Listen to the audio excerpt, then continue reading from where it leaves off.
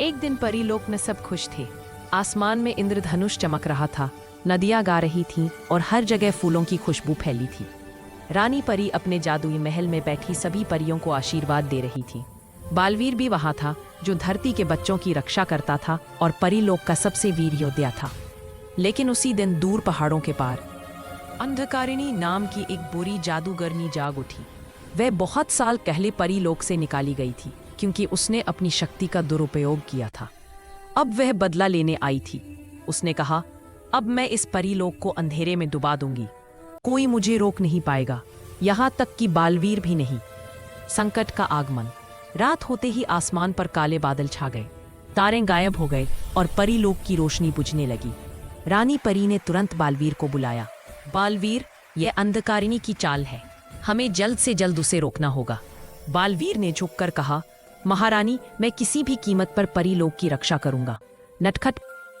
जादुई जंगल का रहस्य। रास्ते में उन्हें जादुई जंगल मिला, जहां पेड़ बातें करते थे और नदी गुनगुनाती थी। वहां के पहरेदार पेड़ ने कहा, सावधान रहो वीर योद्धाओं, आगे एक काली गुफा है जहां अंधकारिणी की शक्ति सबसे ज्यादा है। बालवीर ने अपनी तलवार उठाई, जो प्रकाश से चमक रही थी। धन्यवाद पेड़ देवता, अब हमें वहीं जाना होगा। अंधकार की गुफा। गुफा में घुसते ही ठंडी हवाएं चलने लगी और चारों ओर से काली धुंध उठने लगी। अंधकारिणी सामने आई, उसकी आंखें लाल जल रही थीं। हा हा हा, स्वागत है बालवीर, अब देखो मैं तुम्हारी शक्ति कैसे मिटाती हूँ। वह जादू से विशाल सांपों और आग के तूफान बुलाने लगी, लेकिन बालवीर ने अपनी ढाल उठाई।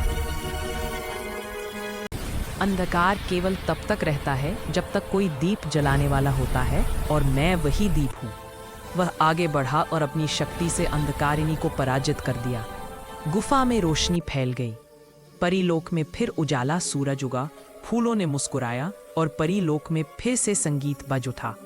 रानी परी ने कहा, बालवीर, तुमने न केवल हमें बचाया, बल्कि ये भी साबित किया कि सच्चाई की शक्ति कभी हार नहीं सकती। बालवीर ने नम्रता से कहा, मैं तो बस अपनी माँ धरती और आप सबका बेटा हूँ। जब तक अच्छाई की रक्षा करनी है, मैं हमेशा तैयार रहूंगा। कहानी का संदेश, अच्छाई चाहे कितनी भी छोटी हो, वह हमेशा अंधकार पर जीतती है। सच्चाई और साहस मिलकर किसी भी बुराई को हरा सकते हैं।